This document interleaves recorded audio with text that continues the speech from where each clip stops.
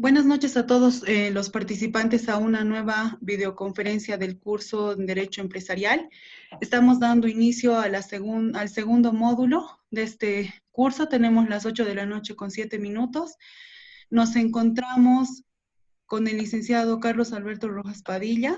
Voy a leer un poco acerca de la experiencia profesional que tiene el licenciado. Él es docente titular en las carreras de Administración de Empresas, Ingeniería Comercial y Administración Financiera de las Facultades de Ciencias Económicas y Empresariales, Contaduría Pública y Ciencias Financieras en la Universidad Mayor Real y Pontificia San Francisco Javier de Chuquisaca.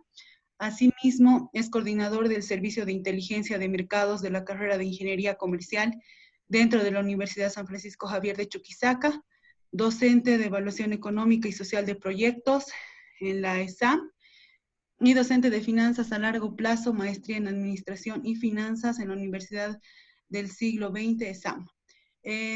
Licenciado, le damos la bienvenida a este curso. Agradecemos mucho por el tiempo que dispone para que se pueda llevar a cabo este módulo. Y ahora, por favor, yo le doy paso para que usted pueda iniciar con su exposición. Muchísimas gracias, ingeniera. Saludar a todos los participantes, a todos los colegas que también están haciendo el esfuerzo pese a esta cuarentena que estamos atravesando. Y bueno, como lo ha dicho la ingeniera, conmigo vamos a ver el módulo de finanzas corporativas. En realidad el contenido es bastante amplio por las disciplinas que toca desarrollar. Hemos tratado de resumirlo por el perfil profesional que entiendo que la mayoría de ustedes, colegas, tiene, en lo más importante, en lo más práctico que nos sirva para entender un poco cómo se desarrolla estos aspectos que vamos a ver y sobre todo para que vayamos ya aplicándolo en nuestro ámbito profesional. Les voy a compartir una presentación.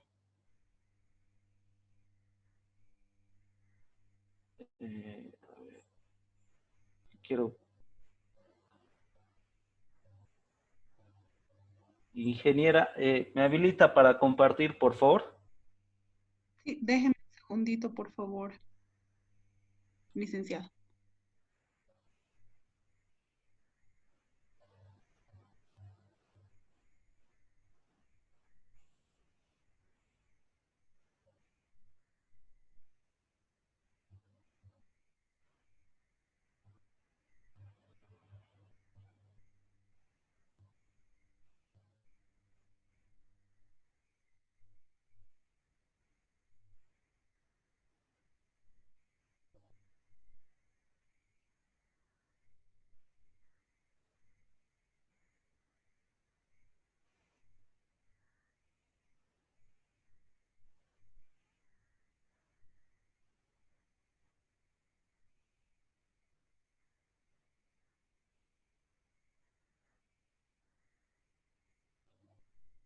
Ya está habilitada su pantalla, licenciado.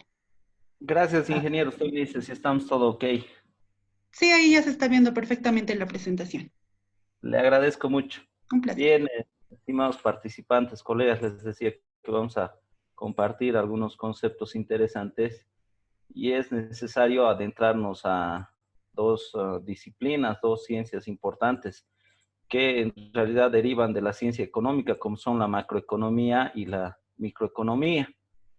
Entonces vamos a ver algunos conceptos de macroeconomía y podríamos partir de que, por ejemplo, la economía es la ciencia que estudia el comportamiento del hombre y de la manera como distribuye sus escasos recursos entre sus necesidades ilimitadas, ¿no? Este es el objeto de la economía en realidad, ¿no? La distribución de los recursos que son escasos para satisfacer las necesidades que cada vez son más ilimitadas, ¿no? Vemos que entre esas necesidades hay necesidades básicas y hay otro tipo de necesidades también, como lo son, además, el esparcimiento, la autosuperación, la seguridad, podríamos decir la realización personal, la autosuperación, etcétera, ¿no? Entonces, todas estas necesidades cada vez son más ilimitadas y bueno, la economía se encarga de ver cómo vamos a satisfacer estas necesidades con nuestros recursos que son escasos, ¿no? Para ver un poco el concepto y origen de la macroeconomía, podríamos ver que la economía se divide en dos ciencias, en dos áreas, ¿no? Estas áreas son, por un lado, la microeconomía y por el otro lado, la macroeconomía. Como ustedes pueden apreciar en la presentación, la microeconomía estudia el comportamiento de las unidades individuales y vamos a entender que estas unidades individuales están formadas por las familias y las empresas. Es decir, la microeconomía es la ciencia que estudia el comportamiento o la demanda de las familias, cómo demandan, cómo ahorran las familias, cómo distribuyen sus recursos para satisfacer sus necesidades de consumo principalmente, y vamos a estudiar el comportamiento de las empresas, es decir, cómo ellas realizan sus ofertas. Es decir, que la microeconomía busca conocer la forma en que los consumidores, las familias y los productores, que son las empresas, toman sus decisiones individuales. Por otro lado, la macroeconomía pretende estudiar el comportamiento de los agregados, es decir, que no vamos a hablar del comportamiento de estas unidades individuales, sino más bien en la macroeconomía hablamos del estudio del conjunto de todas estas unidades, es decir, vamos a hablar del comportamiento o de las decisiones que toman todas las familias y de las decisiones que toman todas las empresas. Dentro de estos agregados podríamos hablar del ingreso nacional, la producción nacional, el nivel general de los precios dentro de una economía, el desempleo, entre otros. Para que quede un poco más claro, podríamos decir que la macroeconomía estudia el comportamiento de todas las familias, de todas las empresas dentro de un país, dentro de una región, etcétera. ¿Dónde surge la macroeconomía? Bueno, acá tenemos el pensamiento de dos teorías interesantes, que es la teoría clásica y la teoría keynesiana, que es un poco más moderna, si vale el término, ¿no? En el siglo XVII, ustedes saben, Adam Smith, con su libro La riqueza de las naciones, comienza a ver cuál es el comportamiento de los diferentes agregados económicos y cómo estos pueden influir dentro de la demanda y de la oferta de una determinada nación, ¿no? Es así que a Adam Smith se le considera el padre de la economía y nos habla de una mano invisible que opera dentro de la economía y esa es la ley del libre mercado. Adam Smith nos dice que las fluctuaciones, los shocks económicos que se generan dentro de una economía, generalmente son resueltos por esta mano invisible que es la demanda y la oferta. Posteriormente al pensamiento de Adam Smith, de David Ricardo, que, bueno, son economistas teórico-clásicos, surge, ustedes saben, en el 29 de octubre de 1929, se da lo que se denomina el martes negro, ¿no? Y es en razón de la caída de la bolsa de valores de Nueva York, ¿no? Producto de una burbuja especulativa que surge con los valores a raíz de que principalmente Estados Unidos era el principal proveedor de recursos financieros y recursos de inversión para reconstruir lo que había quedado de Europa, perdón, después de la Primera Guerra Mundial, ¿no?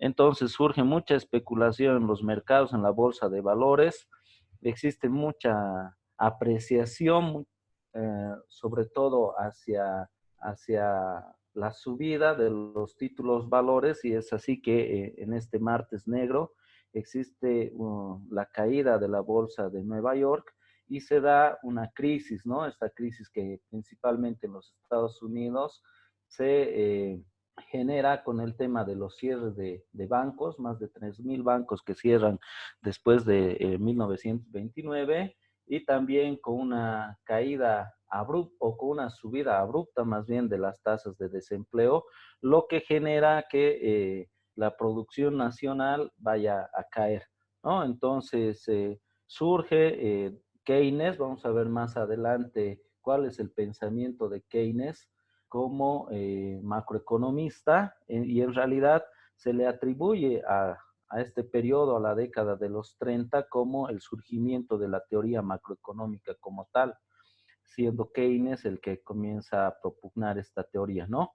Entonces nos dice que la macroeconomía, ya habíamos dicho, surge en la década de los 30, que es la época de lo que se conoce como la Gran Depresión. Podríamos, si recordamos, el 2008 más o menos hemos vivido algo similar, ¿no? Con la crisis inmobiliaria que ha surgido en Estados Unidos y ha arrastrado gran parte de Europa también. Entonces, dice que en esta Gran Depresión hubo grandes estancamientos en las actividades productivas y un muy elevado nivel de desempleo, más del 20%, ya hemos dicho. Entonces, los clásicos sostenían, Ricardo Smith y autores posteriores, que cada oferta traía su propia demanda en base a todos los acontecimientos y que no ofrecían soluciones para la Gran Depresión. Aparece este economista Keynes, quien revolucionó el pensamiento macroeconómico y sostenía que la depresión y el desempleo eran resultado de un gasto privado y que la forma de solucionar eso era aumentar los gastos del gobierno. Vamos a ver más adelante cuál es el rol del gobierno, ¿no? Básicamente, entonces, los clásicos nos hablaban de la demanda y de la oferta privada sin intervención del Estado. En cambio, Keynes ya nos dice que debe haber una intervención del Estado, ya que esto es importante para fomentar el consumo principalmente.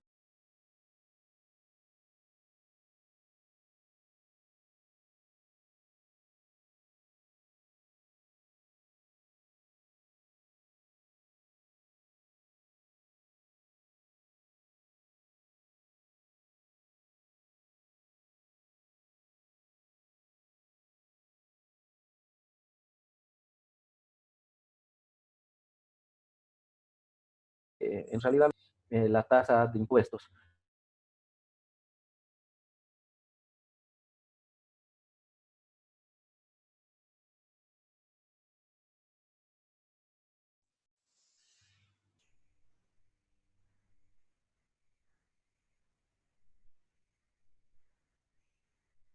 Bien, continuamos, ¿no?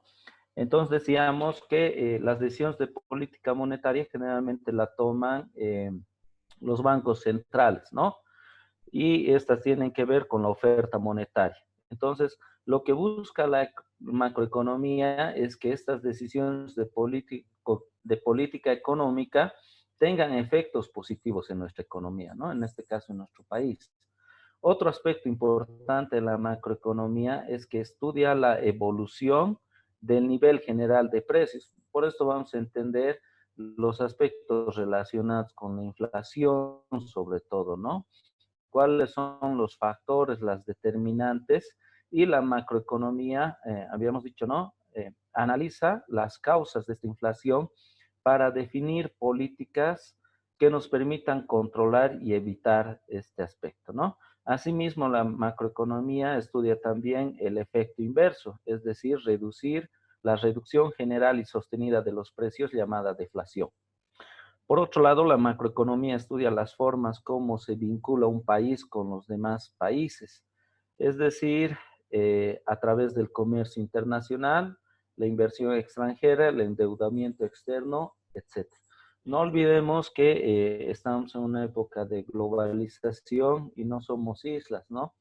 Entonces, además de los privados dentro de la economía, también participa el gobierno, pero también existe el comercio internacional. Y ese comercio internacional generalmente se ve reflejado en lo que los economistas normalmente conocen o llaman como la balanza de pagos, ¿no? Que es la relación de las exportaciones menos las importaciones de un país.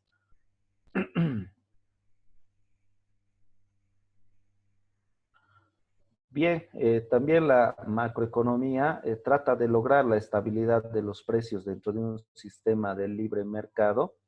Es decir, se entiende que por estabilidad una situación en la que los precios no suben y bajan muy deprisa con una tasa de inflación de casi 0%, eso se llama como el IPC, el índice de precios del consumidor, y también trata de lograr un nivel de pleno empleo para la población, es decir, un pleno uso de los recursos, ¿no?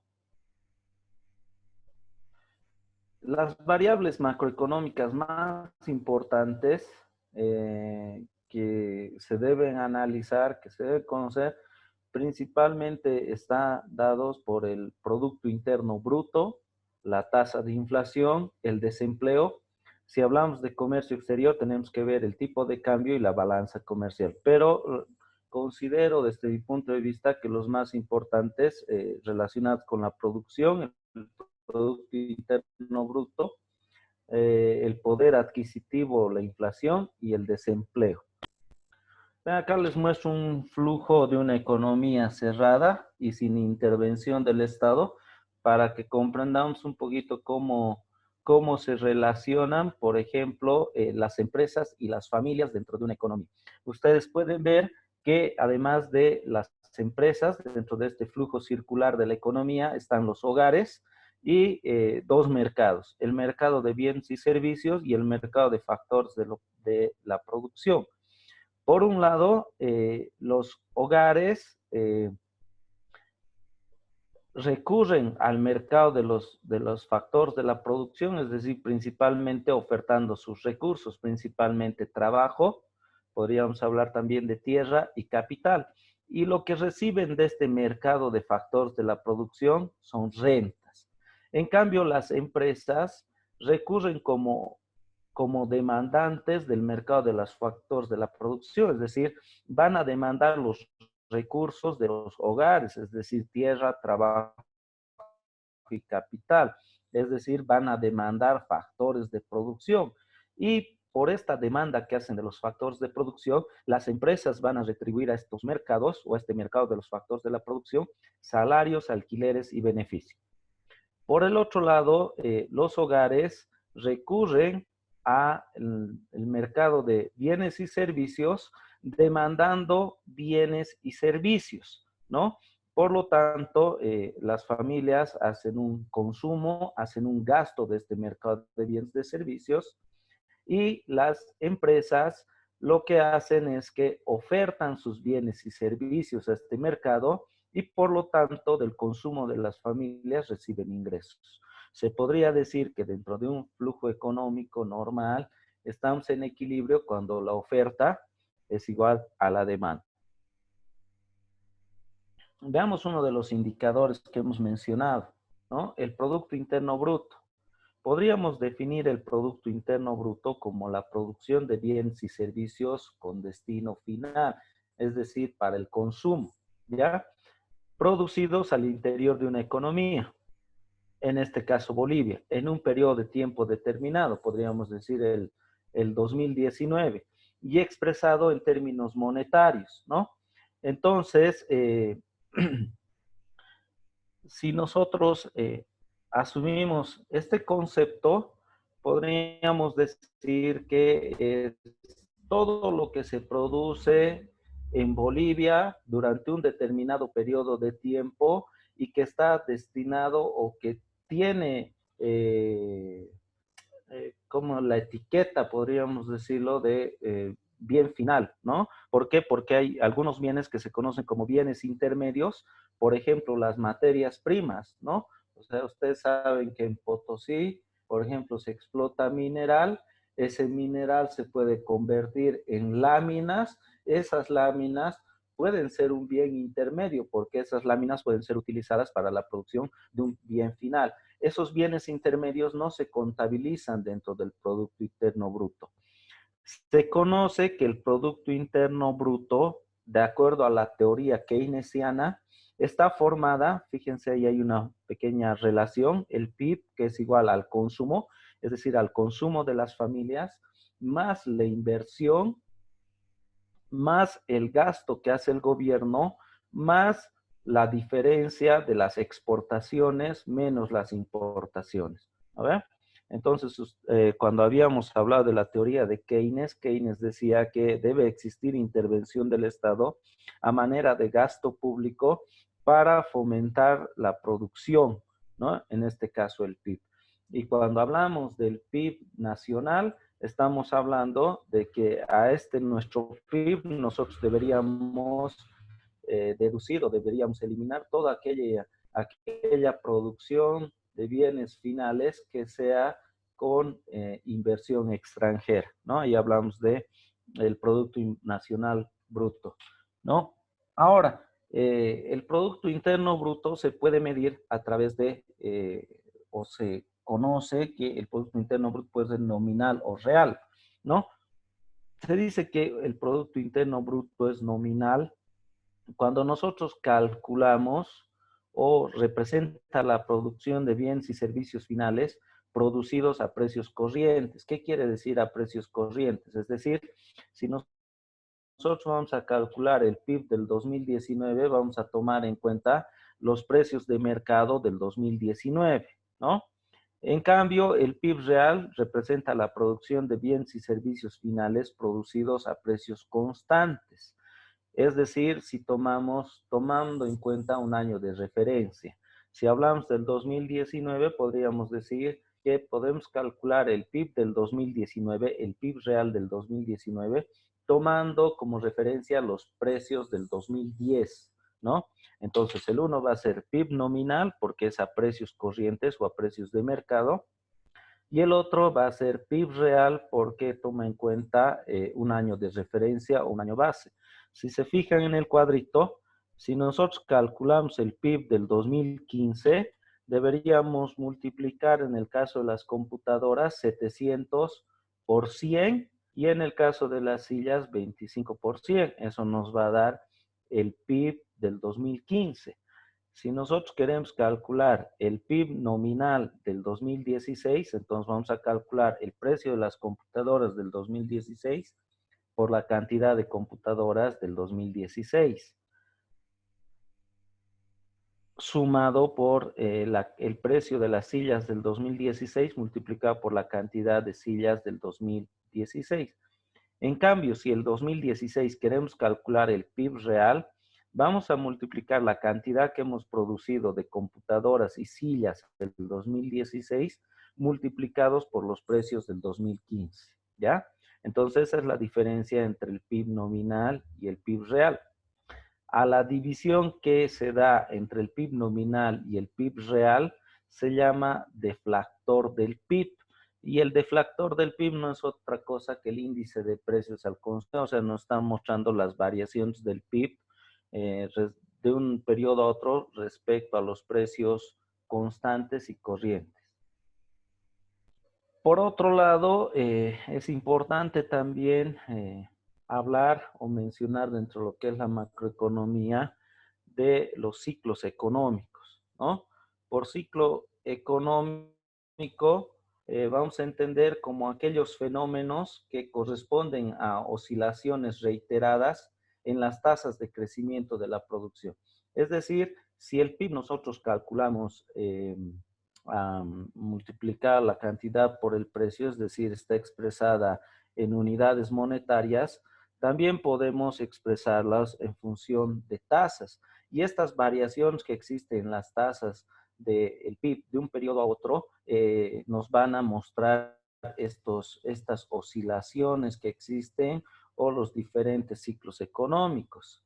Por ejemplo, el 2018 nuestro PIB ha sido más del 4%, 4,2%, y nuestro PIB el 2019 ha cerrado con 2,2%, ¿no? Entonces, ha habido una oscilación, ha habido una variación, ¿no? Ha habido un decrecimiento del PIB. Fíjense, esta es la gráfica de un ciclo económico y dentro de este ciclo económico podemos identificar 4 etapas importantes, ¿no? Una etapa que se llama de contracción, ¿no? Cuando existe una caída del PIB, existe una caída del PIB, ¿sí? Y esa etapa se llama de contracción. Después, la parte más baja del PIB se llama depresión o crisis, que estamos en una etapa de recesión.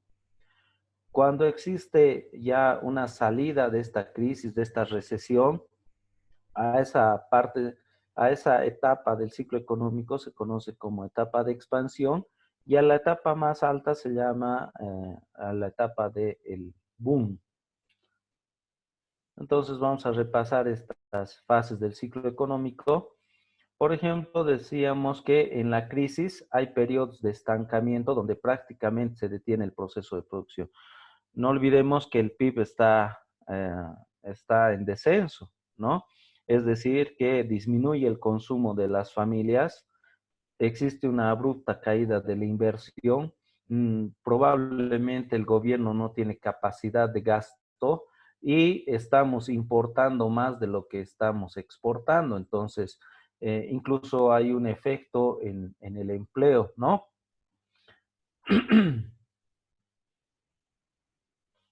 Generalmente después de una etapa de crisis, que es lo más bajo dentro de un ciclo económico, viene la etapa de crecimiento, recuperación.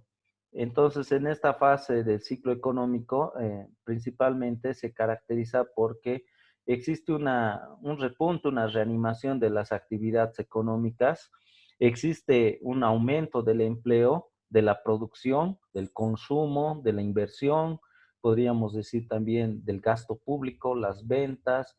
Entonces, las variables económicas tienen un movimiento ascendente que se refleja en la actividad económica en general, teniéndose al pleno empleo. Auge, que es la etapa más alta del ciclo, podríamos decir, donde toda la actividad económica se encuentra en un periodo de prosperidad y apogeo. El auge representa todo lo contrario de la crisis, es decir, donde hay decadencia, ¿no? El auge puede durar de forma variable, ya sea muchos años como unos cuantos meses. Por ejemplo, en Bolivia hemos tenido un auge importante con el crecimiento del precio de las materias primas el 2013. Y la etapa de recesión, donde existe un retroceso de toda la actividad económica en general. Por ejemplo, las actividades económicas, producción, comercio, banca, etcétera, disminuyen en forma notable, ¿no? Acá hay una disminución del empleo. Entonces hay una creciente dificultad para vender las mercancías. Estaríamos hablando que en recesión principalmente hay un exceso de oferta y hay una contracción, es decir, una disminución de la demanda.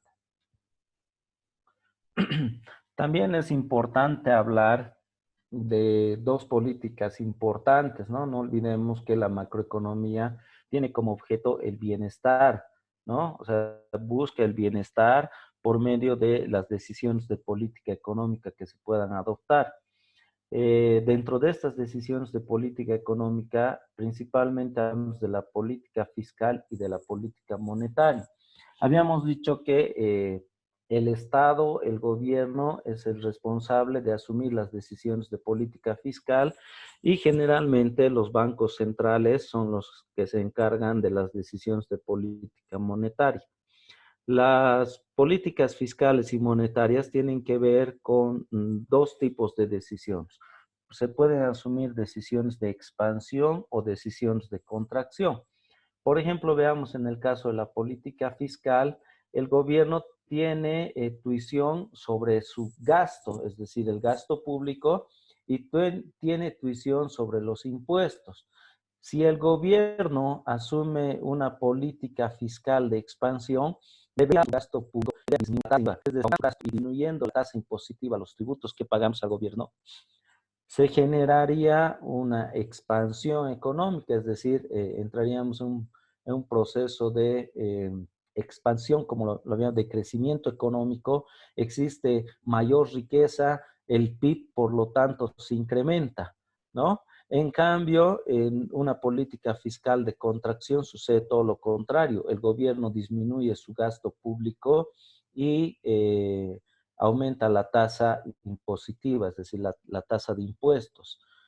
Parece medio contradictorio, ¿no? O sea, nos preguntamos qué gobierno, por lo tanto, ¿no? Para cerrar, digamos, esta parte, podríamos decir que una etapa de contracción disminuye el PIB, ¿no? Es decir, disminuye la riqueza, disminuye la producción de bienes y servicios, etcétera.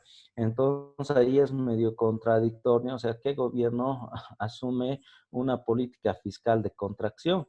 No olvidemos que el gobierno no puede estar todo el tiempo gastando, ¿no? No nos olvidemos que ahorita en el país estamos con un déficit fiscal, es decir, el gobierno no tiene cómo cubrir sus gastos, ¿no? Entonces, por eso es que asume una u otra decisión de expansión o de contracción, porque no olvidemos que en un proceso de expansión, el gobierno al disminuir la tasa impositiva, también está disminuyendo la cantidad de recursos que percibe de los contribuyentes. Entonces, además que estas decisiones tienen que ver también con el empleo y sobre todo, lo habíamos dicho, ¿no? Con la capacidad que tenga el gobierno para cubrir el gasto público, pero también la capacidad que tenga de endeudarse, ¿no? En cambio, una política monetaria que es asumida por el Banco Central puede ser de expansión o de contracción. El Banco Central maneja una variable que es la oferta monetaria, es decir, la cantidad de circulante que está dentro de la economía. Esta política va a ser de expansión si el gobierno, o perdón, el Banco Central inyecta mayor circulante dentro de la economía. Por lo tanto, si hay mayor circulante, podríamos decir que va a haber mayor riqueza, va a haber, se va a incentivar el crecimiento del Producto Interno Bruto.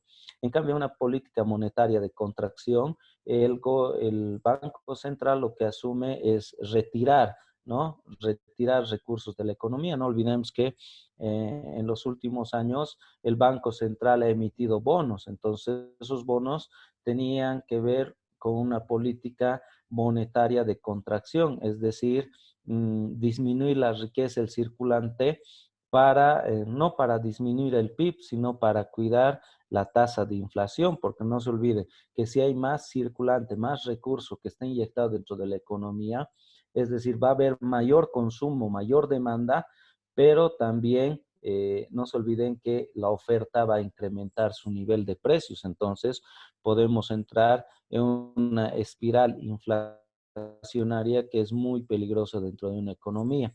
Por lo tanto, de manera general, digamos, estas son dos tipos de decisiones que normalmente asume el gobierno. Obviamente que para esto se tienen que tomar en cuenta ciertos modelos que se utilizan mediante las relaciones de variables endógenas y exógenas, ¿no? Pero es más o menos cómo funciona de manera general. Y bueno, en nuestra relación con el resto del mundo está pues este indicador que es bastante importante, que es el tipo de cambio. Y el tipo de cambio nos muestra cuál es la relación de nuestra moneda respecto a una divisa extranjera. Principalmente cuando hablamos de divisa extranjera o de moneda extranjera, hablamos de la relación del boliviano con el dólar.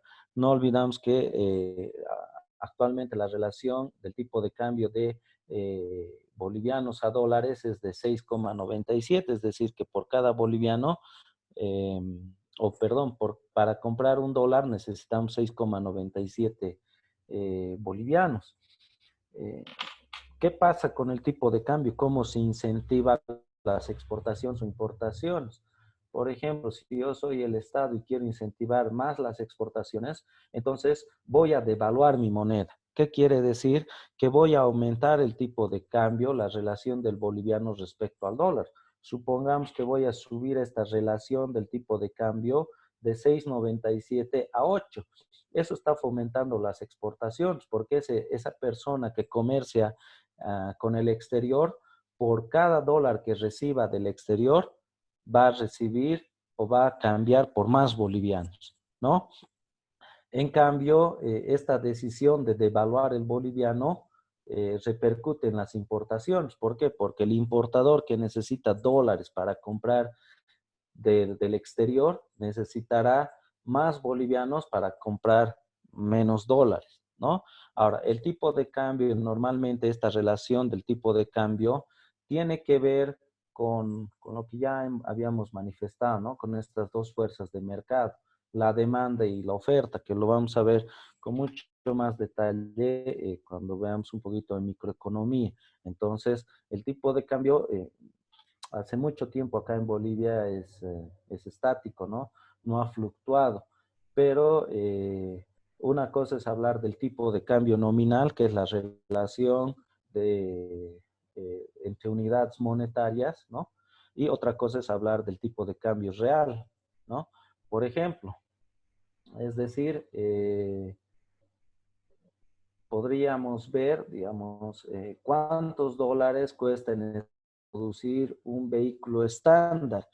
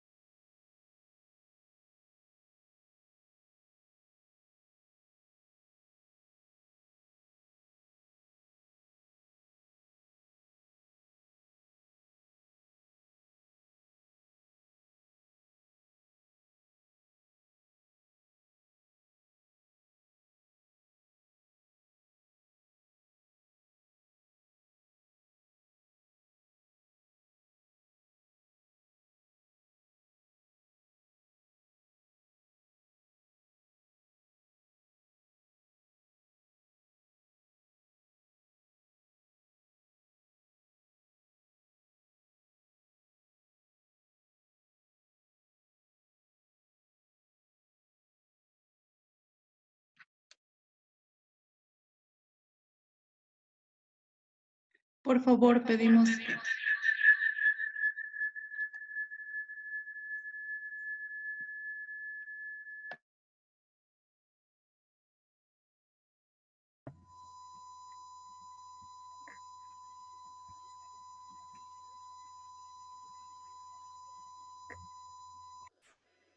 Por favor, pedimos mil disculpas a los participantes. Vamos a guardar unos segundos. Me parece que el facilitador está teniendo problemas con su conexión. En breve retomamos retomamos la videoconferencia, por favor.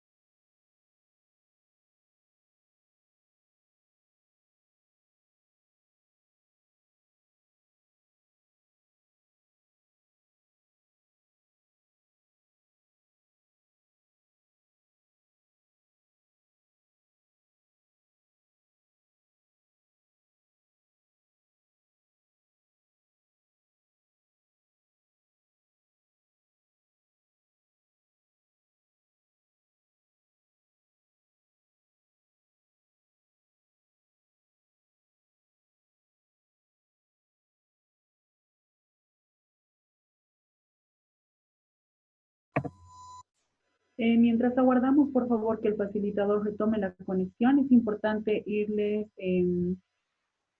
solicitando que revisen la herramienta Agenda para saber las actividades que se tienen programadas para este módulo. ¿Aló? Licenciado, ¿cómo está? ¿Nos escucha? ¿Aló? Mil disculpas, tengo un problema con la conexión. Voy a volver a la presentación si les parece. Claro que sí. Ya.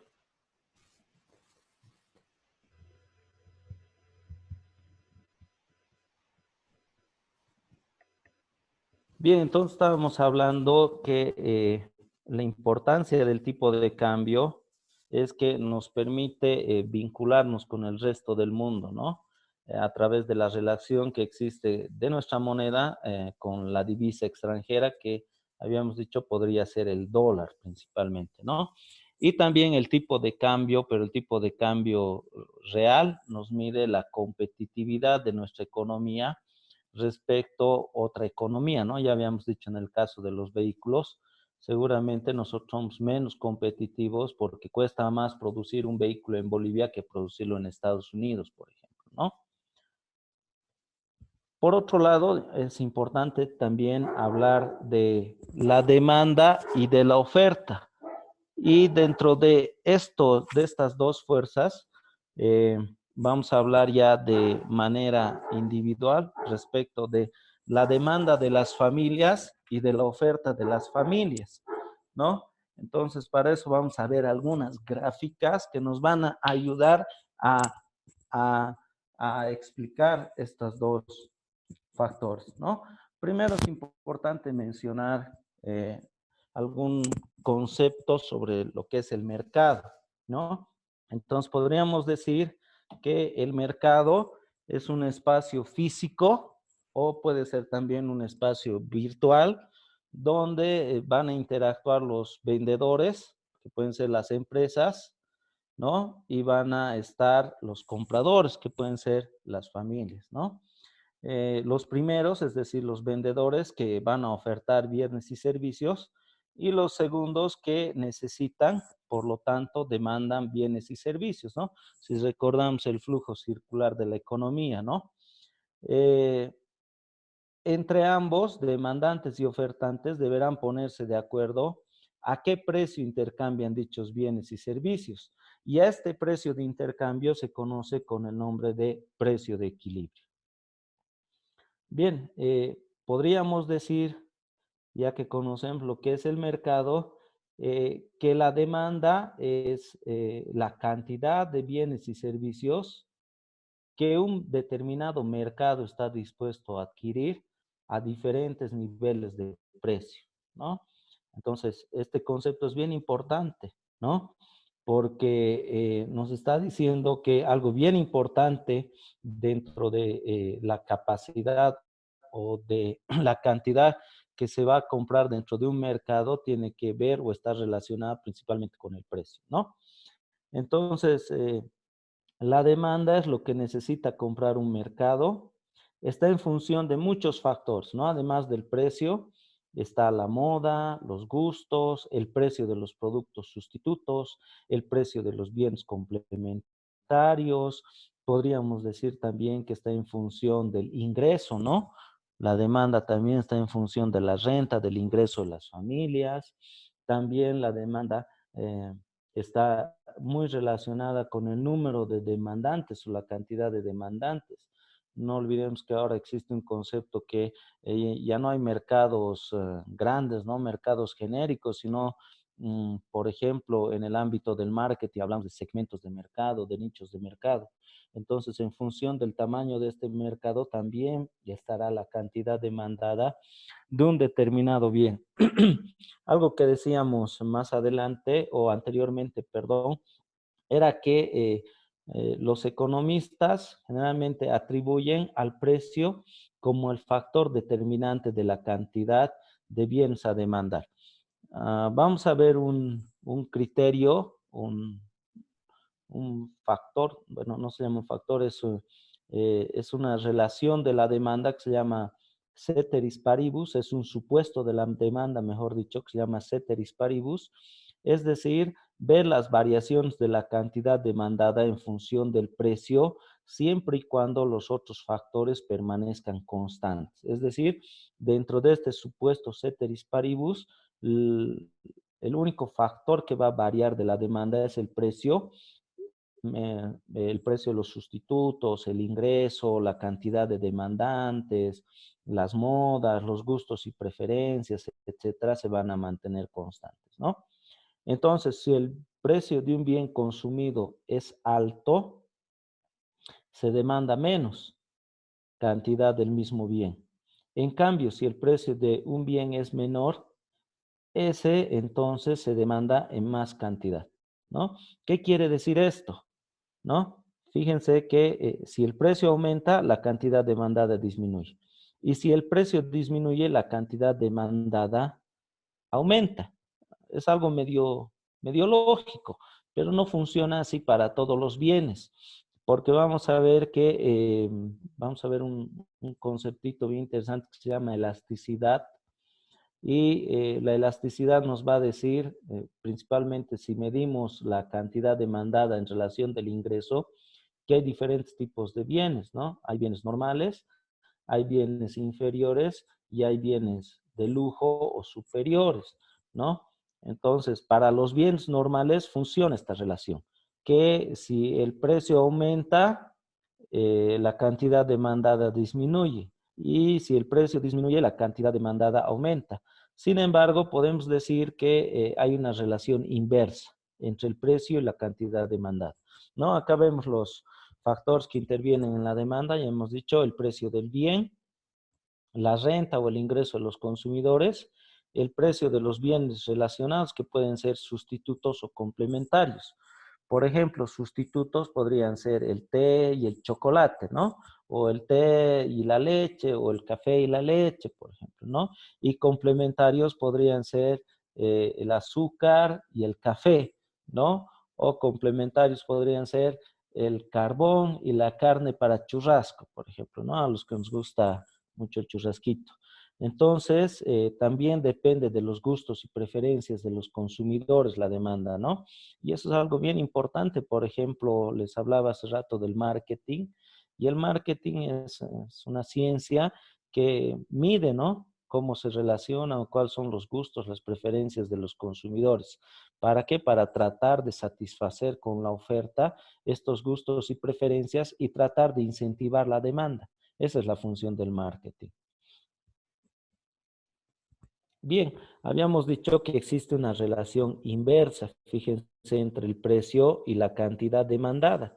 Fíjense que mientras menor sea el precio, por ejemplo, acá el precio de estas computadoras es de 100.000 pesetas, ¿no? Vamos a suponer que estábamos en España y cada computadora cuesta 100.000 pesetas, ¿no? Entonces, si el precio se incrementa, fíjense, sube hasta 250.000, 275.000 pesetas cada monitor, cada computadora, entonces va disminuyendo la demanda, ¿no? Por eso decimos que esta relación entre el precio y la demanda es inversa, pero no siempre para todos los bienes, ¿ya? Ahora, si nos fijamos en nuestra curva de demanda, podemos decir que esta curva de demanda, precisamente por esta relación inversa que se tiene, es que tiene una pendiente negativa, ¿ya? Entonces, normalmente esta es una curvita de demanda que en el eje de las Y's, nosotros podemos graficar los precios y en el eje de las X podemos graficar las cantidades, ¿no? O si quieren, en el eje de las ordenadas y en el eje de las abscisas. Bien, resumiendo la demanda, fíjense que a un precio de 5, nosotros tenemos una demanda de 7, ¿no? Acá a un precio de 5, tenemos una demanda de 7. Subimos el precio a 6 y nuestra demanda baja a 6. Subimos el precio a 7 y nuestra demanda baja a 5, ¿no? Acá lo hemos, o sea, parece que la cantidad demandada, la variación de la cantidad demandada es proporcional a la variación del precio, ¿no? Es decir, si el precio se incrementa en una unidad monetaria, la cantidad demandada disminuye en esa misma proporción. No es así, por eso vamos a ver algo que se llama elasticidades, ¿no? Por eso es que les decía que eh, principalmente, o sea, este ejemplo tiene fines prácticos nada más, ¿no? Bien, vamos a decir que existen desplazamientos de la curva de demanda, es decir, las familias van a desplazar su demanda, es decir, pueden incrementar su demanda de nuestro bien, ¿no? Supongamos, vamos a incrementar la demanda de té si se incrementa el precio del café, ¿no? Entonces, si se incrementa el precio del café, vamos a suponer que va a aumentar el consumo de, el té, ¿no? En otras palabras, si se incrementa el precio del sustituto, entonces se va a incrementar la cantidad demandada del bien X, ¿no? En cambio, va a haber un desplazamiento, es decir, una contracción de la demanda, si, por ejemplo, se entra en un periodo de crisis, ¿no? Podríamos decir que ahora estamos en un periodo de recesión, de crisis, ¿no? Entonces, por ejemplo, lo que ha disminuido y es un factor de la demanda es el ingreso. Entonces, las familias van a demandar menos del bien, ¿no? Siempre y cuando este no sea de primera necesidad, ¿no? Entonces, Fíjense que hay desplazamientos positivos, podríamos llamarlo así, para incrementar la demanda, y otro tipo de desplazamientos también que disminuyen la cantidad demandada, ¿no? Fíjense si esto pasa con la demanda de una familia, ¿qué pasa con el conjunto de demandas de todas las familias de nuestro país? Entonces podríamos decir que el PIB, ¿no? Si es que esto sucede, el PIB de nuestro país va a disminuir mucho, ¿no? Esta crisis va a afectar bastante a la producción de bienes y servicios. Bien, les decía que hay algo bien importante que es la elasticidad de la demanda, ¿no? Hay bastantes elasticidades, ¿no? Por un lado, la elasticidad precio de la demanda que nos mide la relación o la variación porcentual de la cantidad demandada respecto al precio. La elasticidad de ingreso de la demanda, que es la cantidad demandada respecto del ingreso. La elasticidad cruzada o la elasticidad de arco, que mide las variaciones porcentuales de las cantidades demandadas de dos tipos de bienes, ¿no? Acá vamos a hacer mención simplemente a la elasticidad precio de la demanda, ¿no? Como les decía, se refiere a qué tanto varía la cantidad demandada de un bien en función de la variación de su precio. Por ejemplo, la variación de la cantidad demandada de Q de X, es decir, del petróleo, supongamos en el mundo, es mínima más aunque suba el precio, ¿no? ¿Por qué? Porque por más que suba el precio del petróleo, las empresas, los vehículos, o sea, todas aquellas industrias que dependen del petróleo están en la obligación de demandar lo mismo, ¿no? Entonces, por lo tanto, podríamos decir que la demanda de petróleo es inelástica, no varía. Lo mismo pasa con la sal, que es un bien inferior, ¿no? Si disminuye el precio de la sal, ¿vamos a demandar más sal? No creo, ¿no? No creo que demandemos más sal. Entonces, por lo tanto, podríamos decir que la demanda de ese bien también es inelástica, no varía. Sin embargo, existen otros productos que sí varían, ¿no? Ya habíamos dicho, si sube el precio del café, probablemente disminuya mi demanda de café y utilice el sustituto, probablemente té, ¿no? Entonces, las empresas sobre todo que toman este tipo de decisiones, tienen que tomar en cuenta mucho estas variaciones. ¿Por qué? Porque puede ser que la variación porcentual de la cantidad demandada sea mucho mayor que la variación porcentual del precio. Es decir, que sea mayor a 1. Es decir, que si nosotros incrementamos en una unidad nuestro precio, la cantidad demandada puede que se afecte más de una unidad. Entonces eso no le conviene a la empresa. ¿Por qué? Porque estaría perdiendo mercado, ¿no? Está subiendo el precio, pero está perdiendo mercado porque está disminuyendo muy abruptamente su cantidad demandada, ¿no? Entonces, por eso es que las empresas miden mucho lo que es si su demanda es elástica, es inelástica o es unitaria, ¿no? Entonces decimos que la demanda es elástica si el valor de esta relación de la cantidad demandada respecto a la variación del precio es mayor a 1. Es inelástica si el valor de esta relación es menor a 1 y es unitaria si es igual a 1. ¿No? Acá podemos resumir, fíjense aquí la variación porcentual de la cantidad demandada es del 20%. Existe una variación de Q sub 1 a Q sub 2 y ha habido un incremento del precio de P sub 1 a P sub 2, ¿no?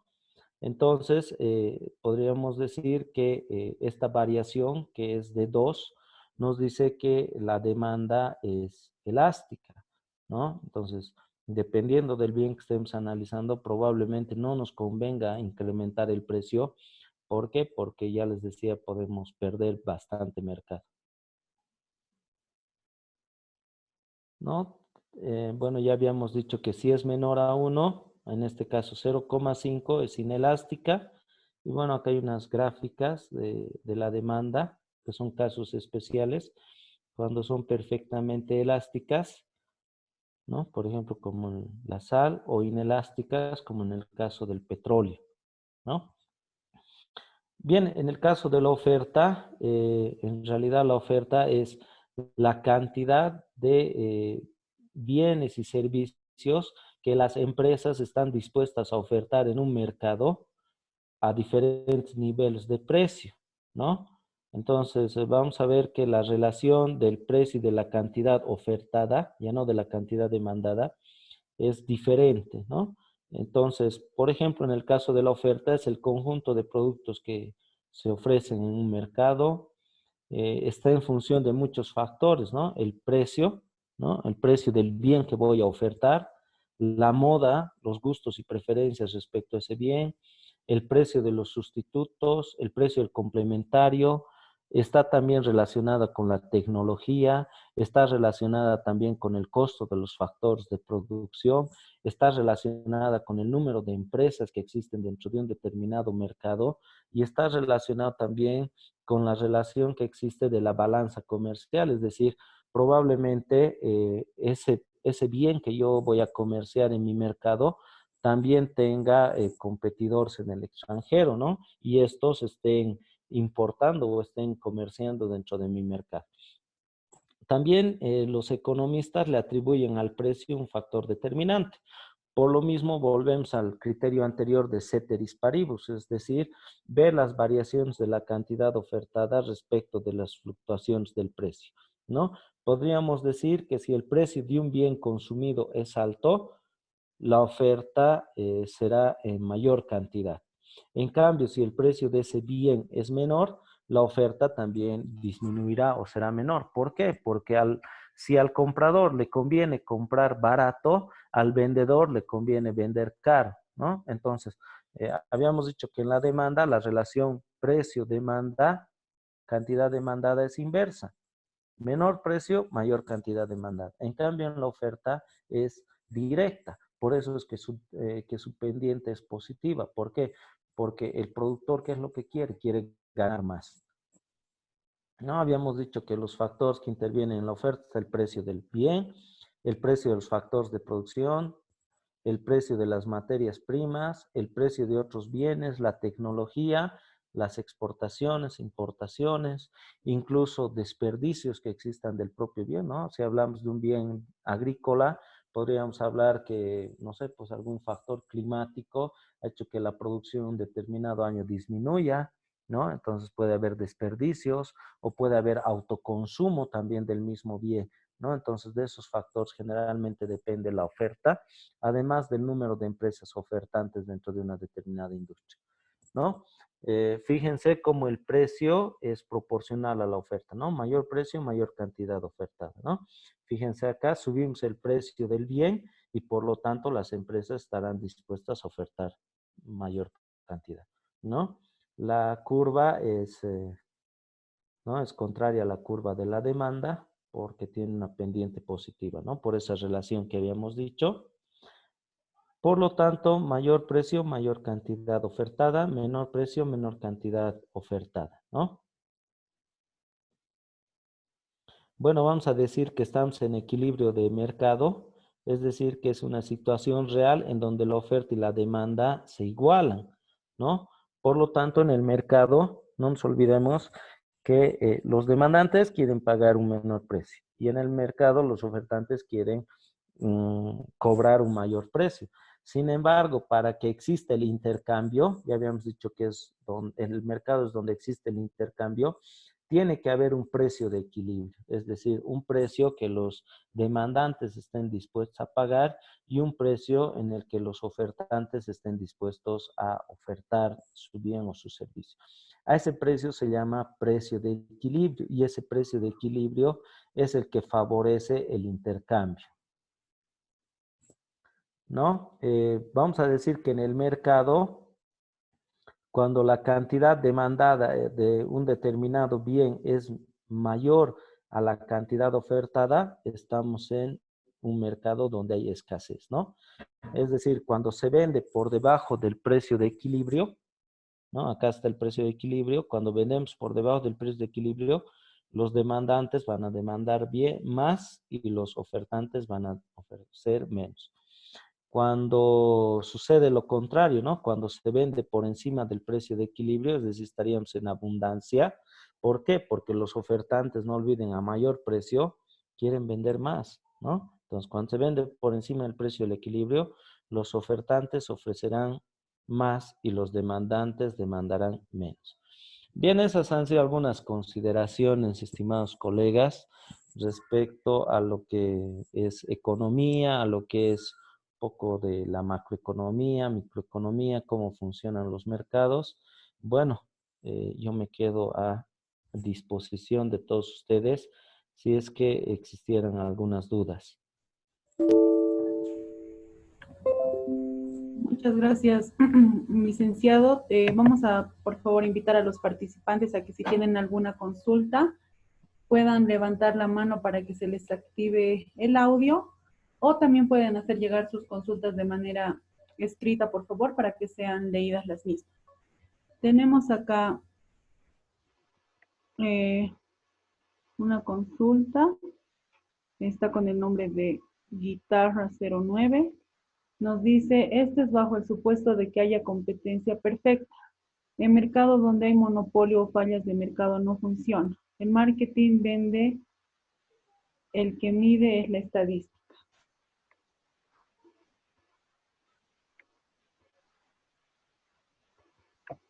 Hola. Licenciado, ¿cómo está? ¿Puede escucharme? Sí, sí.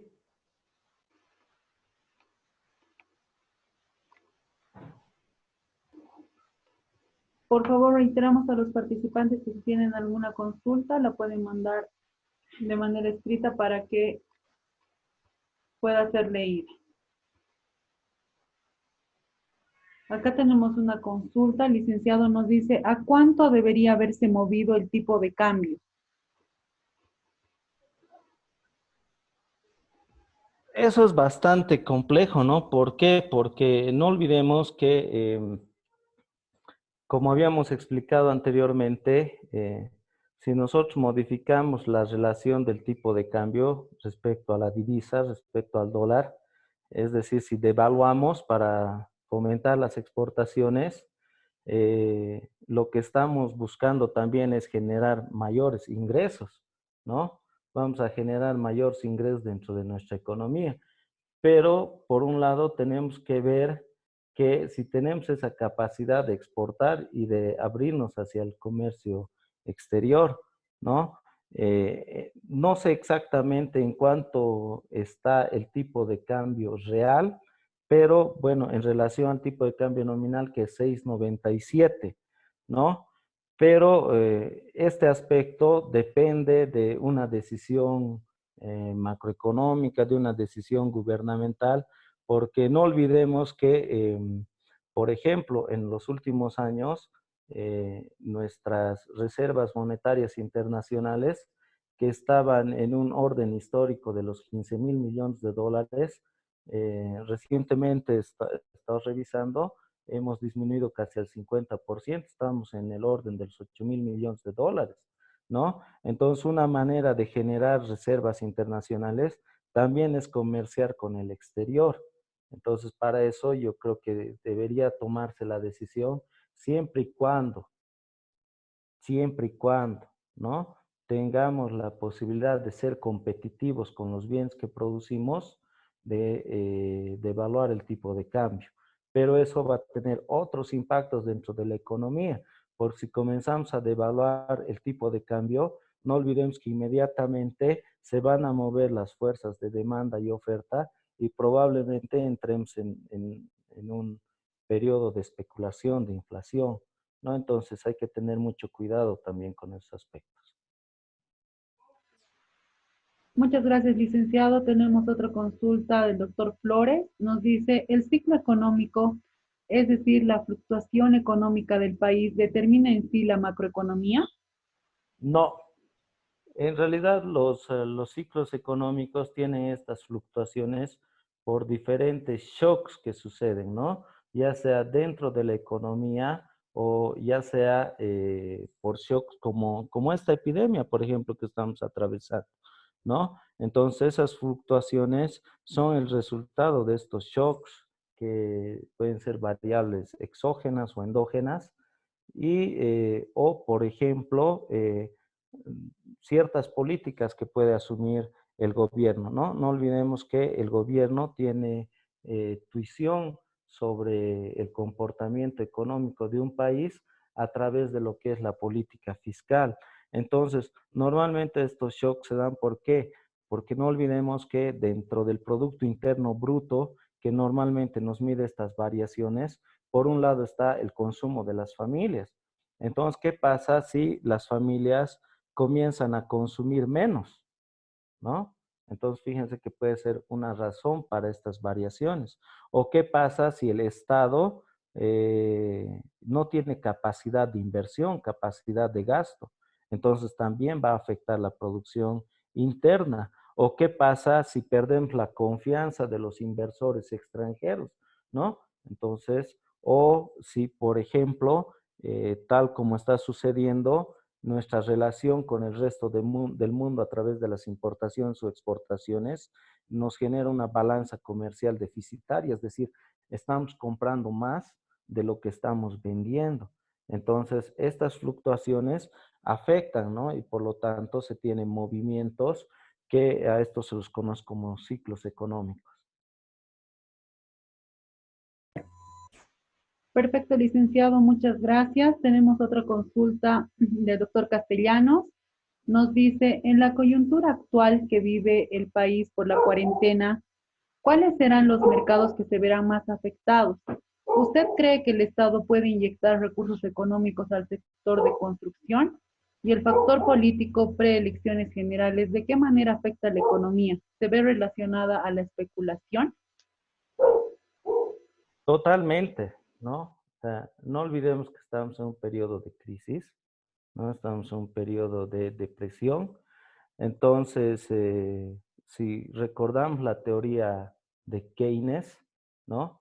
Eh, Creo que podríamos retrotraernos a lo que ha pasado en la década de los 30 en Estados Unidos, cuando ha habido un crecimiento abrupto de las tasas de desempleo, ¿no? Muchos sectores económicos que se han visto afectados. Lo mismo está más o menos pasando, ¿no? En esta realidad de esta crisis.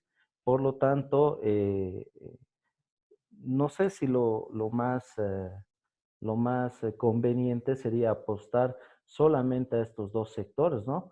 Hemos escuchado en las noticias que se va a inyectar gran cantidad de recursos al tema de la construcción y sobre todo a la adquisición de insumos para el tema de la salud, el tema de dotar mayor cantidad de ítems, ¿no? Pero estos serán sostenibles en el largo plazo, ¿no? Esa es una decisión de política fiscal, ¿no? Estamos aumentando el gasto público, pero tenemos capacidad de gasto, dado que nuestras reservas monetarias han disminuido. Entonces, eso es algo que también deberíamos preguntarnos, y así como manifiesta el doctor, ¿no? Que es una preocupación no solo de él, sino de todos nosotros, ¿no? En este periodo preelectoral, ¿qué nos garantiza que exista pleno uso de esos recursos, ¿no? En teoría, sí se va a fomentar el crecimiento económico producto de la mayor inversión del Estado, ¿no? Porque es el que, el que debería, mm, el que debería eh, dar, digamos, los lineamientos para salir de esta crisis. Pero no olvidemos este otro componente, ¿no? Este componente político que es bastante importante, y estamos viendo que, de acuerdo a las últimas noticias, sin entrar, digamos, en la especulación política, genera desconfianza. Muchas gracias, licenciado. Tenemos otra consulta de la doctora Salvador. Nos dice, el mercado alcanza un punto de equilibrio cuando hay información completa y pleno empleo, dos de los supuestos que nunca se cumplen. La pregunta es, ¿los precios entonces son relativos al espacio local de cada mercado? La pregunta es, ¿cómo se puede regular precios o por qué no se regulan precios localmente?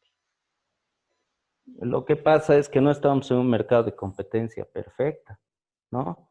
En un mercado de competencia perfecta sucede lo que estábamos hablando, ¿no?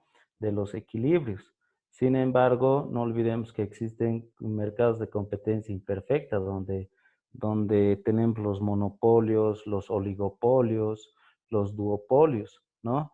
Entonces, este otro tipo de mercados tienen otro tipo de comportamientos y obviamente, ¿no? A ver, pongamos el caso de las telefónicas. Las telefónicas son un oligopolio, ¿no? ¿Por qué? Porque ofrecen un servicio más o menos, un producto que es más o menos similar, pero son pocas empresas. Entonces, estas empresas son las que normalmente están manejando el tema de los precios, ¿no? Entonces, es muy difícil regular cuando existen este tipo de mercados, cuando se tiene este tipo de comportamientos, ¿no? Lo ideal sería tener un mercado de competencia perfecta donde se tengan muchos demandantes, pero sobre todo muchos ofertantes, y es decir, que directamente tanto ofertantes como demandantes podrían encontrar su precio de equilibrio, ¿no? Lo mismo pasa con las empresas de servicios básicos, ¿no? Ahí tenemos los monopolios, estas empresas manejan lo que es el nivel de precio del mercado, ¿no? Muchas gracias, licenciado. Continuamos con una consulta de la doctora Salvador. Nos dice, considerando además que las alcaldías pueden regular precios, ¿cómo podemos regularlos viendo la realidad actual que los mercados bajo la cuarentena hay subidas de precio? Y bueno, existen circunstancias como las de ahora que al final no permiten regular los precios. Claro, no olvidemos, concuerdo con la doctora Salvador, eh, parte de las competencias de los gobiernos locales, sobre todo de los municipales, están relacionados con los niveles de precio, pero yo creo que dado la cantidad de oferentes, de ofertantes que existen, es muy complejo lograr un precio único para el mercado, ¿no? Porque no olvidemos que además de la producción que se puede dar de ese bien dentro de una determinada área geográfica, que puede ser el municipio o el departamento, también existe la producción que podríamos llamarlo así, que es importada de otros departamentos. Ahora, hay diferentes condiciones también, ¿no? Pueden existir productos, digamos, que utilicen mayor tecnología o utilicen un proceso productivo que le permita también tener un nivel de precios diferente, ¿no? Pero sin embargo, algo que es muy difícil de normar es el tema de el agio y el tema de la especulación. O sea, ustedes, colegas, yo creo que comprenden más sobre el tema, son de la rama del derecho.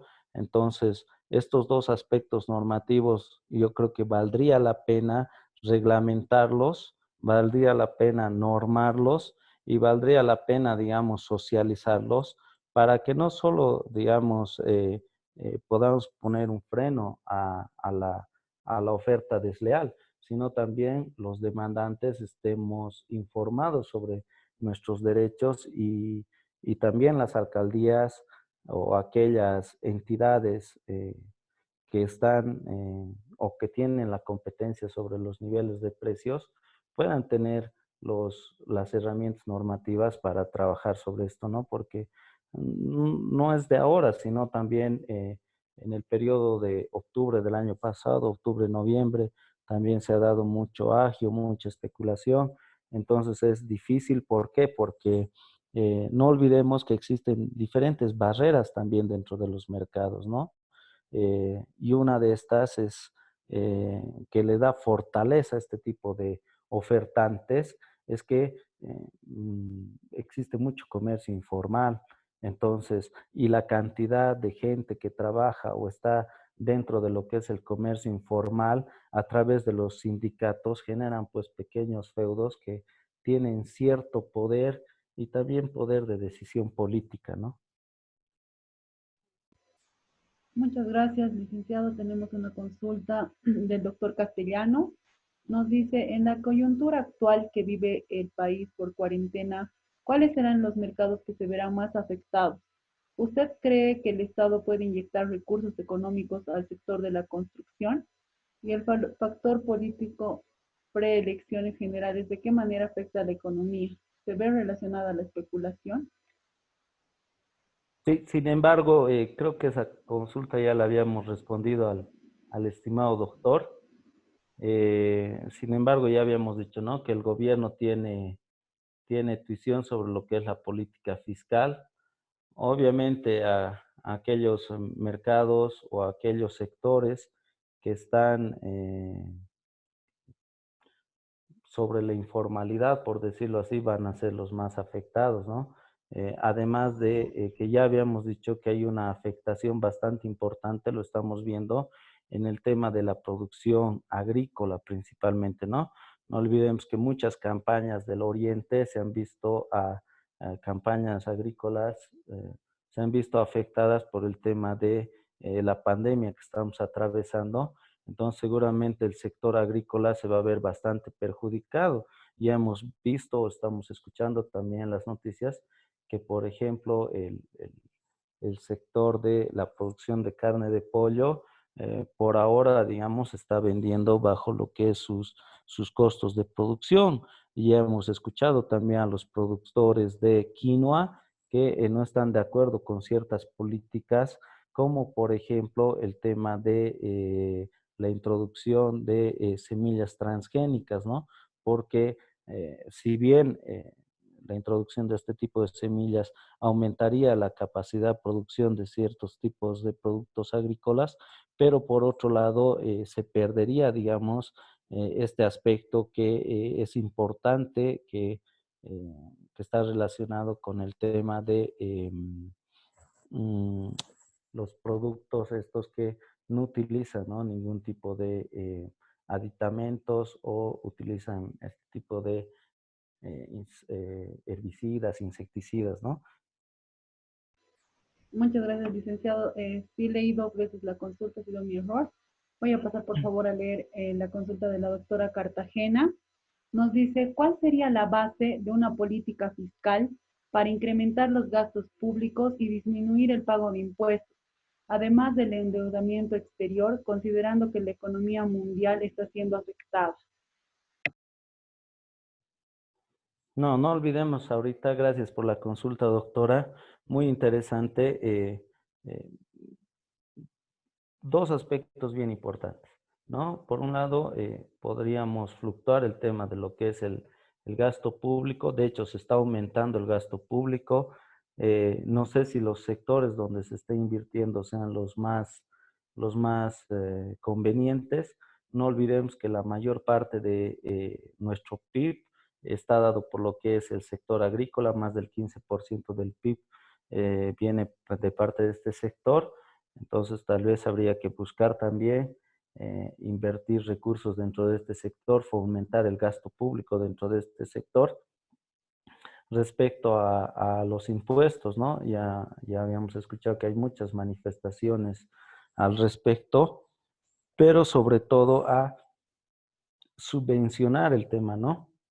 Es decir, tal cual está sucediendo con el tema de los pagos a los bancos, diferir por un lado el pago de tributos, pero sin embargo es medio contradictorio, ¿no? O sea, por un lado exigirle al gobierno que gaste más, que invierta más. ¿Por qué? Porque ahorita es el gobierno el que, como lo habían manifestado, es el que tiene que dar las señales para salir de la crisis, puesto que las familias de hecho que hemos reducido nuestro consumo, ¿no? Y no sabemos hasta cuándo vayamos a mantener este nivel de consumo, ya que hemos visto afectados, por ejemplo, nuestro nivel de ingresos, entonces eso afecta a nuestro consumo. Por otro lado, o sea, le estamos pidiendo al gobierno, les decía, que gaste más, pero también nosotros pagar menos impuestos. Entonces no olvidemos que si no es que el gobierno recurre a créditos con el extranjero, entonces esto también va a ser medio complicado, ¿no? Pero nos estamos generando también, es como que cerrar un huequito en el corto plazo y abrir un pozo en el largo plazo, ¿no? No olvidemos que nuestro endeudamiento externo sobrepasa los 7.000 millones de dólares, ¿no? Entonces, prácticamente ya estamos en el límite de lo que es nuestra solvencia económica, ¿no? Si es que nuestras reservas están por el orden de los 8.000 millones de dólares. Sin embargo, es algo que se va a tener que hacer en el corto plazo. Ya ha habido manifestaciones de organismos financieros externos, ¿no? Por ejemplo, el Banco Mundial, el FMI, para apoyar a las economías más golpeadas por el tema de la crisis del COVID. Muchas gracias, licenciado. Tenemos acá una observación del doctor Linares. Nos dice una observación constructiva. La exposición fue muy genérica y se englobó temas muy importantes que obviamente para entenderlos debemos estudiar a fondo la micro y la macroeconomía. Si no seguimos hablando empíricamente, creo que tiene una base técnica sobre diferentes temas económicos. ¿Dónde podemos encontrar material exacto? Muchas gracias. Muchas gracias al doctor por la observación. Yo les voy a hacer llegar, tengo acceso a 2 libros virtuales, les voy a hacer llegar. Sin embargo, es preciso recurrir más que todo a lo que son investigaciones, ¿no? Que en este tiempo se están generando bastantes. Les voy a hacer llegar algunos enlaces para que puedan ver de manera mucho más práctica. La idea era adentrarnos un poco a estos conceptos, ya que el estudio de la macroeconomía, el estudio de la microeconomía como ciencias engloba muchos más aspectos que por cuestiones de tiempo y por cuestiones también de otras currículas que hay que cumplir dentro del módulo, no podríamos hacerlo, ¿no? Sin embargo, le agradezco al doctor por la observación y me comprometo a hacerles llegar para que podamos adentrarnos, pero desde un punto de vista, digamos, más del análisis, porque no creo que valga la pena adentrarnos tanto en el cálculo, adentrarnos en fórmulas matemáticas que no nos van a permitir el análisis, estimados colegas. Muchas gracias, licenciado. Complementando un poco su respuesta, por favor, a los participantes se les informó también que el contenido está disponible en plataforma desde el día de ayer.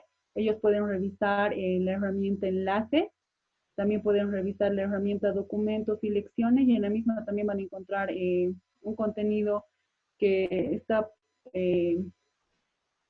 más que puede complementar, perdón, un poco más respecto a esta exposición que hemos tenido el día de hoy. Voy a pasar, por favor, a leer otra de las consultas.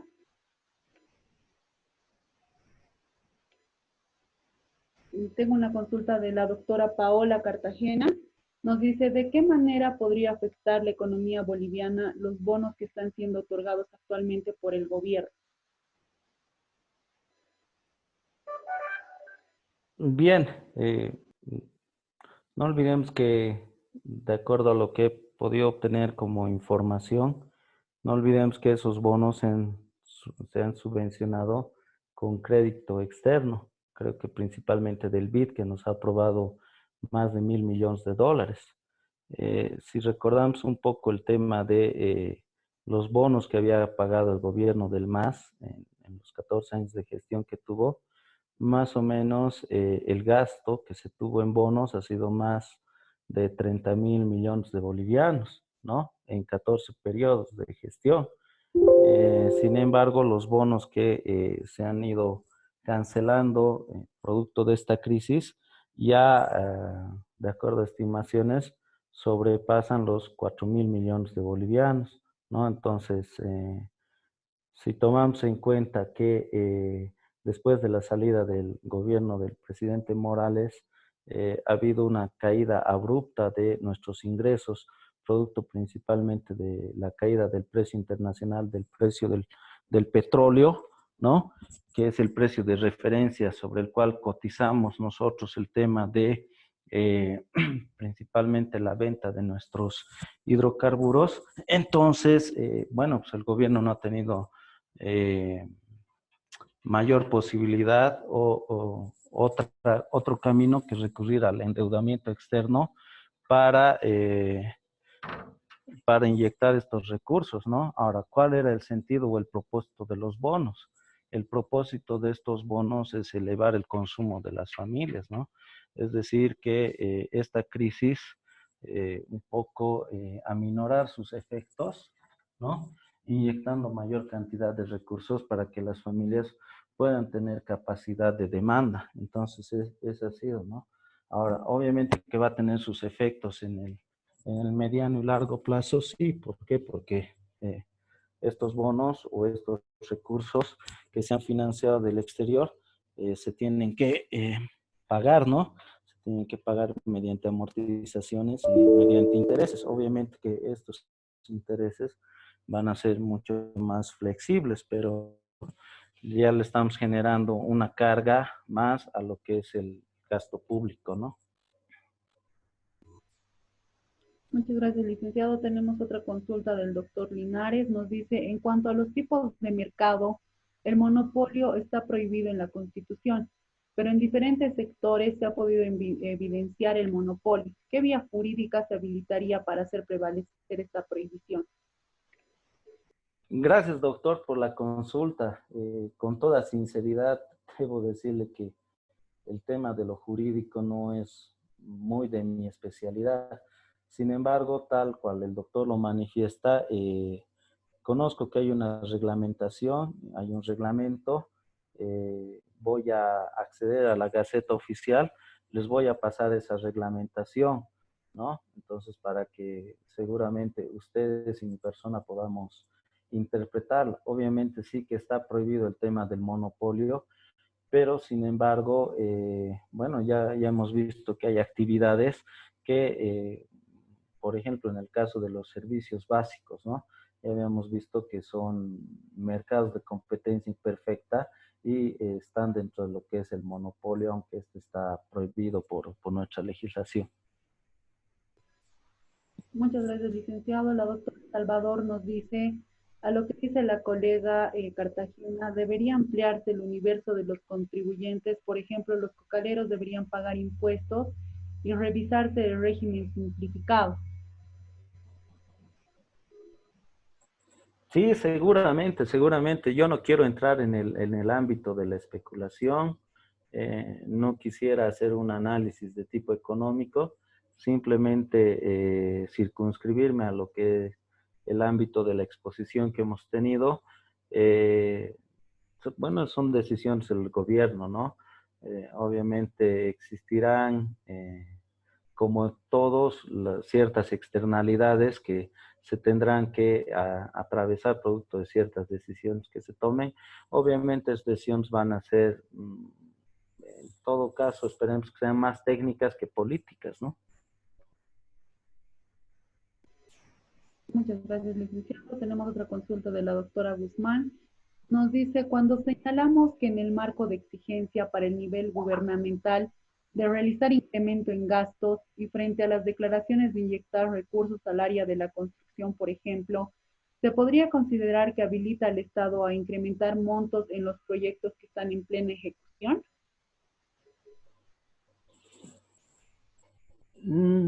Desconozco cómo habrá salido la reglamentación específica de ese decreto. Sin embargo,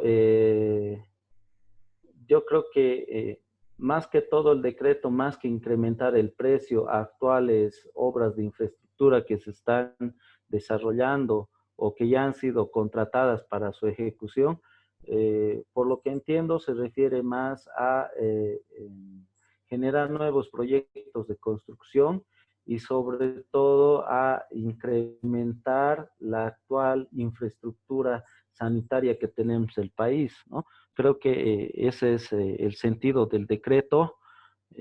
Obviamente las consideraciones de orden política salen, ¿no?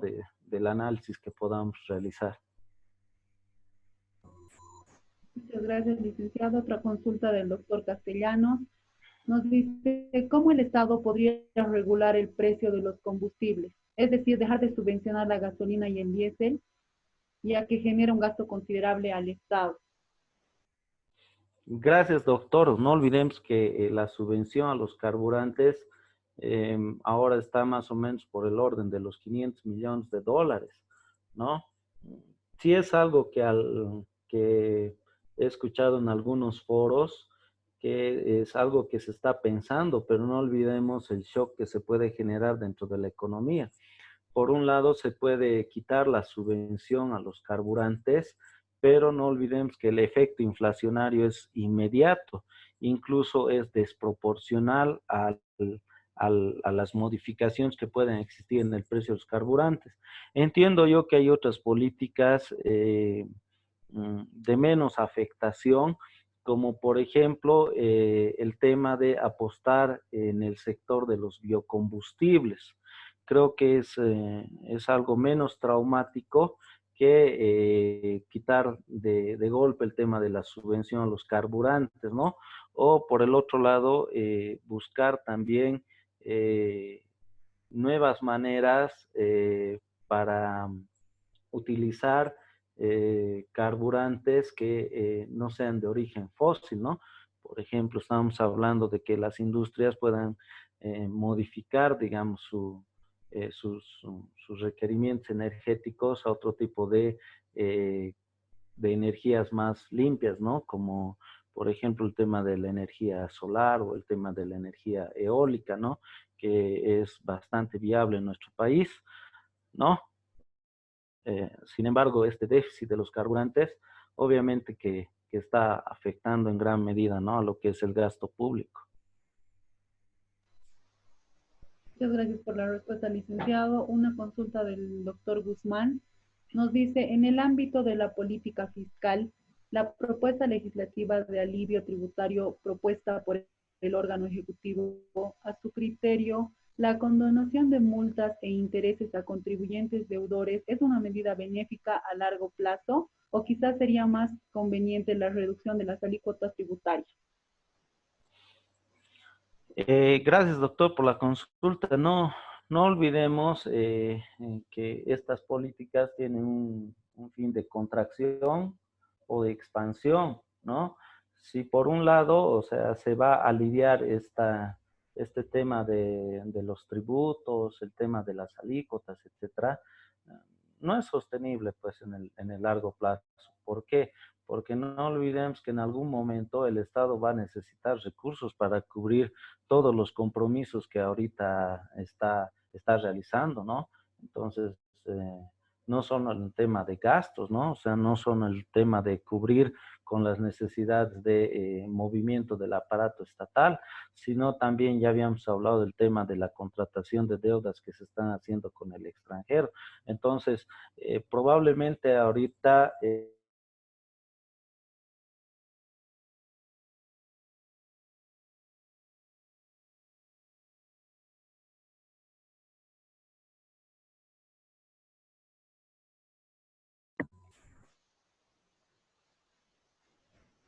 Licenciado, ¿puede escucharme? Vamos a guardar, por favor, unos segundos para que el licenciado pueda retomar la videoconferencia, por favor.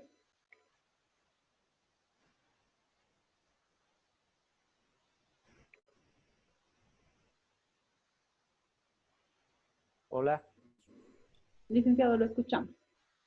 Gracias. No le copié la última pregunta, perdón. No se preocupe, en realidad voy a leerla. Tenemos una consulta de la doctora Salvador. Nos dice, no sé qué opinión le merecería, licenciado, de este accionar del gobierno en el sentido de la pregunta que hizo la colega. ¿Sobre cuál pregunta, perdón? Se refiere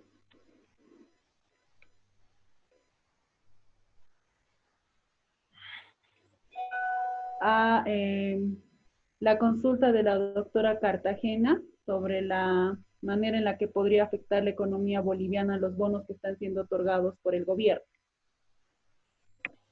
No, de hecho va a haber un efecto, ¿no? Y el efecto va a ser, como lo había dicho, es que una de las fuentes de gasto del gobierno también son los intereses que se tienen que pagar producto de la contratación de los créditos, porque en algún momento se tienen que pagar esos créditos.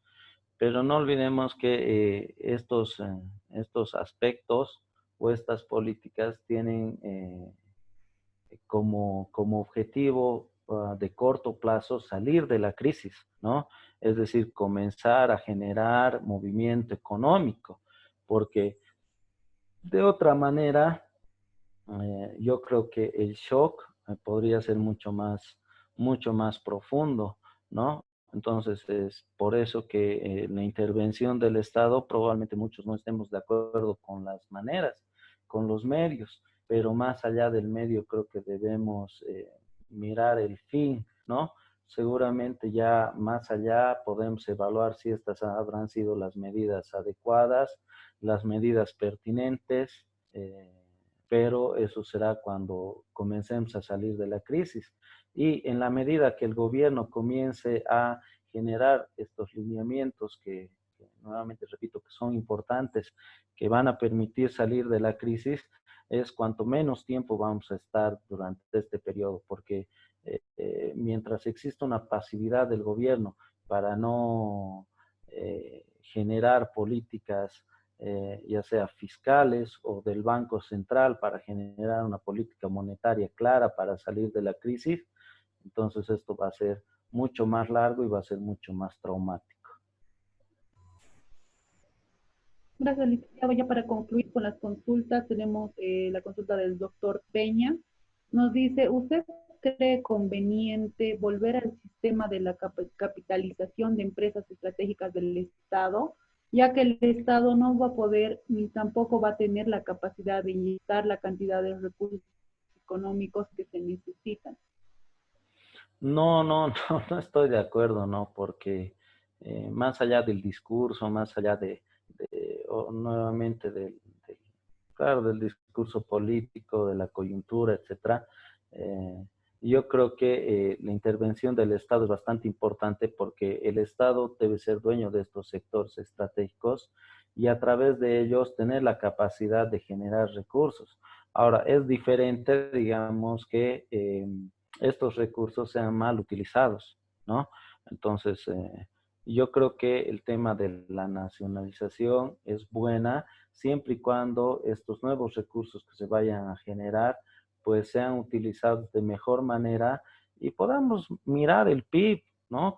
Queridos colegas, podamos mirar nuestro PIB y podamos invertir en aquellos sectores que realmente generan, primero, mayor cantidad de fuentes de empleo, aquellos sectores que mayor contribución tienen al Producto Interno Bruto. Y bueno, yo creo que también tenemos que darle una mirada a que debemos comenzar a importar menos y comenzar a transformar más nuestros productos, nuestras materias primas. Es decir, ya no tener tanta dependencia de los mercados vecinos, de los mercados extranjeros, cuando creo que en el país tenemos la capacidad de poder industrializar algunos productos y eso nos va a permitir también que se genere menor fuga de divisas, ¿no? Yo creo que las economías van a comenzar a repensar lo que es el tema de la globalización y seguramente se van a generar algunas normas, no sé si arancelarias, pero por lo menos no arancelarias, ¿no? El tema de certificados de inocuidad, el tema de la calidad de los productos, etcétera, para cuidar la economía de cada país, ¿no? Porque ya está visto que si seguimos eh, en este mercado de la globalización, donde se han perdido muchas restricciones a lo que es el intercambio comercial entre los países, o sea, nosotros vamos a ser los menos beneficiados. ¿Por qué? Porque necesitamos fortalecer, necesitamos robustecer nuestra industria nacional. Perfecto, licenciado, muchas gracias. No tiene más consultas, no sé si está de acuerdo con dar por finalizada la videoconferencia. Muchísimas gracias a ustedes, a los colegas por su tiempo, por sus consultas. Yo quiero quedarme con la observación que hizo el doctor Linares.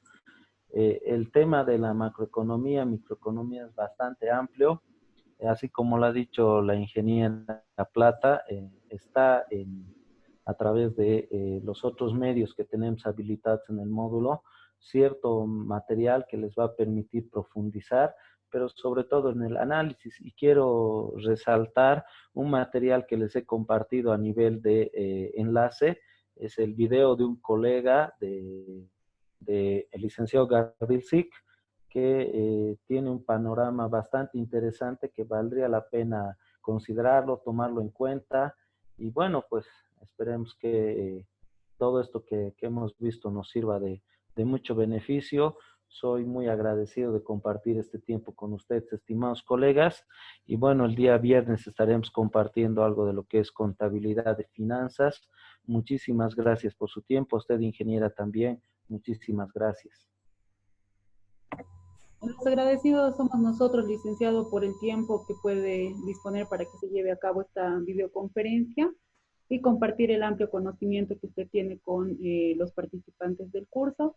Agradecemos mucho por su tiempo y también a los participantes que han podido conectarse a esta videoconferencia. La misma ha sido grabada y va a ser subida posteriormente a plataforma para su revisión. Tengan todos buenas noches.